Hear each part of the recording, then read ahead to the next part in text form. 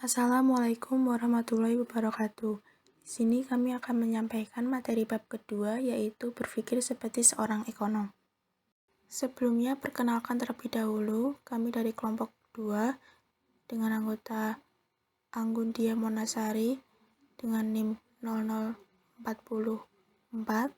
Kuritno Endah Ninghasti dengan NIM 0046, Hakimah Imatul Aula dengan NIM 0048, Fahri Listia Marantika dengan NIM 58. Pengertian berpikir seperti seorang ekonom.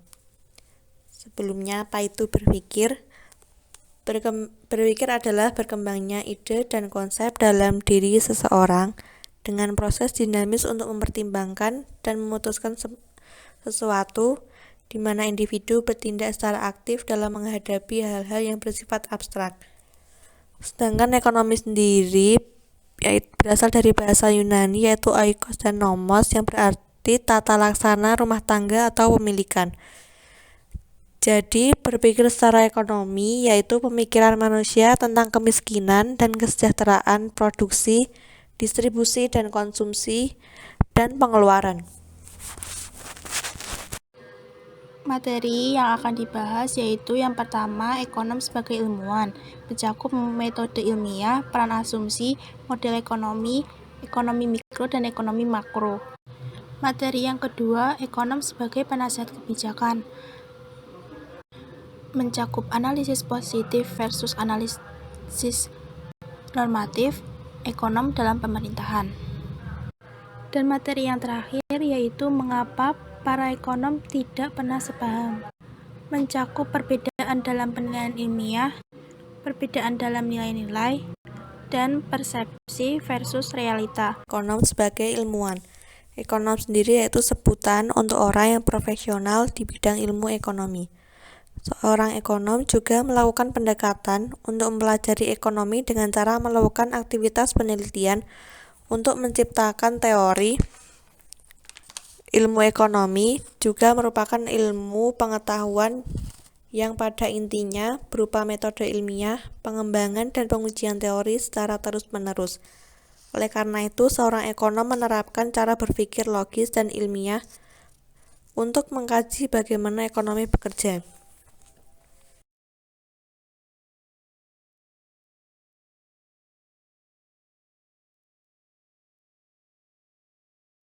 Metode ilmiah yaitu pengamatan, teori, dan pengamatan lebih lanjut.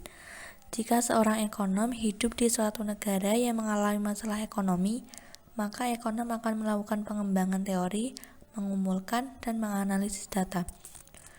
Yang kedua, menggunakan peran asumsi. Peran ini sangat membantu seorang ekonom dalam memecahkan, menyederhanakan, dan merumuskan suatu masalah yang ada di sebuah negara sehingga lebih mudah untuk dimengerti dan diselesaikan.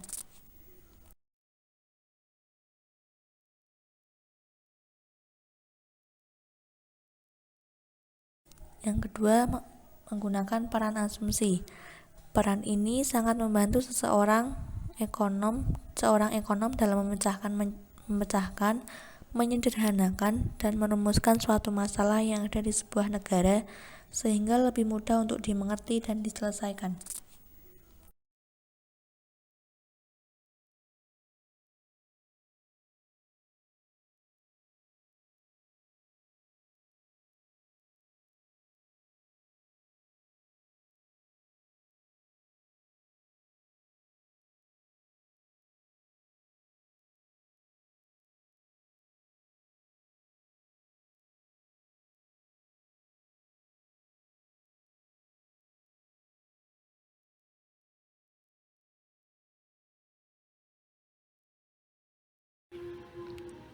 Materi selanjutnya yaitu tentang model ekonomi. Para ekonom menggunakan alat peraga untuk mempelajari dunia ini yang disebut dengan model. Model yang digunakan oleh para ekonom berbeda dengan ilmuwan lainnya, di mana seorang ekonom menggunakan model dalam bentuk diagram dan persamaan. Di dalam model ekonomi, seorang ekonom mungkin saja telah menghilangkan beberapa hal detail untuk membuat kita benar-benar melihat poin-poinnya saja. Dengan menggunakan model ekonomi untuk mengkaji berbagai isu yang ada di ekonomi, maka kita secara tidak langsung akan melihat bahwa sebuah model dibangun dengan asumsi. Macam-macam model ekonomi yang perlu dipahami ada dua, yaitu diagram arus melingkar dan batas kemungkinan-kemungkinan produksi. Untuk model ekonomi yang pertama yaitu diagram arus melingkar, atau dikenal juga dengan diagram aliran sirkular. Dalam model ini, perekonomian dapat disederhanakan dalam bentuk skema dengan menggunakan dua pelaku ekonomi, yaitu rumah tangga dan perusahaan. Visual model ekonomi diagram arus melingkar ini juga menggambarkan bagaimana aliran uang yang dilakukan oleh rumah tangga dan perusahaan. Rumah tangga memiliki bahan baku yang biasa dikenal dengan faktor produksi seperti tenaga kerja, tanah, dan modal. Rumah tangga juga mengonsumsi barang dan jasa yang dihasilkan oleh perusahaan. Sedangkan perusahaan menghasilkan barang dan jasa dengan menggunakan bahan baku atau faktor produksi yang dimiliki oleh rumah tangga. Metode yang kedua yaitu batas kemungkinan-kemungkinan produksi.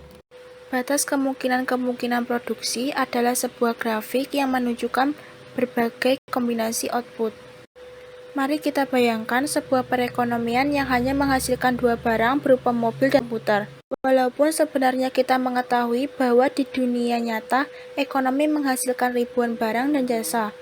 Industri mobil dan industri komputer bersama-sama menggunakan semua faktor produksi yang ada di dalam perekonomian. Dalam hal ini, mobil dan komputer dihasilkan menggunakan faktor produksi dan teknologi yang tersedia yang dapat digunakan oleh perusahaan untuk mengubah faktor-faktor produksi. Dalam perekonomian ini, jika semua sumber daya digunakan oleh industri mobil, maka dapat dihasilkan 1000 mobil dan tidak ada komputer. Begitu pula sebaliknya. Namun, jika sumber daya digunakan oleh kedua industri, maka dapat dihasilkan 700 mobil dan 200 komputer, seperti yang ditunjukkan oleh titik A pada grafik. Sementara pada titik D tidak mungkin terjadi karena kelangkaan sumber daya. Perekonomian tidak memiliki cukup faktor produksi untuk mendukung tingkat produksi yang diinginkan. Atau dengan kata lain, perekonomian hanya dapat berproduksi pada setiap titik yang ada di dalam kurva kemungkinan produksi dan ketidakmungkinan berproduksi di luar kurva kemungkinan produksi. Hasil yang efisien terjadi ketika perekonomian mampu menghasilkan hasil semaksimal mungkin dari keterbatasan sumber daya yang tersedia. Pada titik B mencerminkan hasil yang tidak efisien, karena ketika pengangguran yang meluas mengakibatkan perekonomian menghasilkan lebih dari kemampuan produksi dengan sumber daya yang tersedia, di mana pada titik tersebut mampu menghasilkan 300 mobil dan 1000 komputer. Batas kemungkinan-kemungkinan produksi menyederhanakan suatu perekonomian yang kompleks untuk mendasari sejumlah ide dasar. Batas kemungkinan-kemungkinan produksi juga memberikan cara berpikir hal-hal yang baru dan lebih sederhana. Cakupan yang terakhir yaitu ekonomi mikro dan ekonomi makro. Ekonomi mikro adalah cabang yang mempelajari tentang interaksi yang terjadi antara rumah tangga dan perusahaan dalam membuat keputusan di pasar tertentu.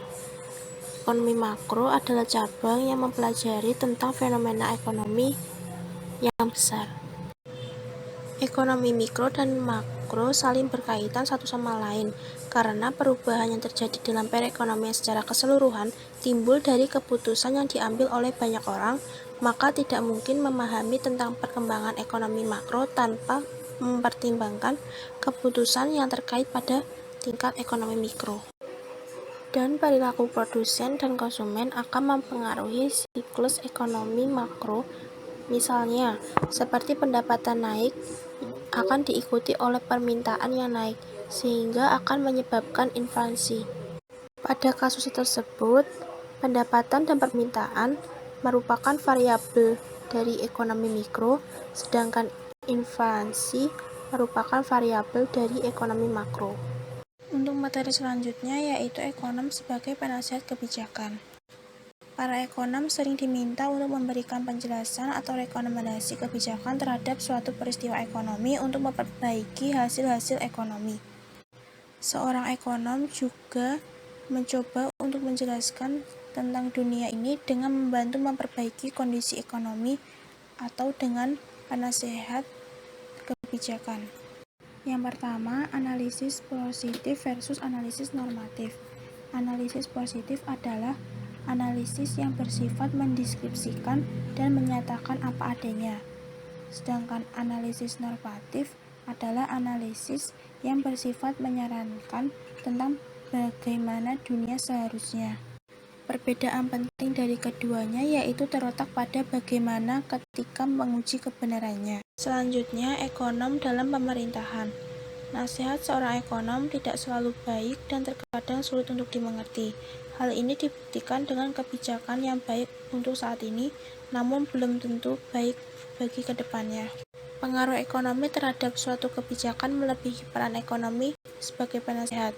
Penelitian dan tulisan yang dibuat oleh seorang ekonom dapat mempengaruhi kebijakan secara tidak langsung.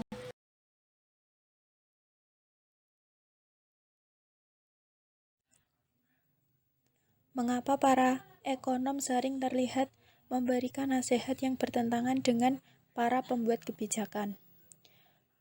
Ada 3 alasan yang mendasar. 1. Perbedaan dan penilaian ilmiah. Ilmu ekonom merupakan ilmu yang masih muda dan masih banyak hal yang harus dipelajari.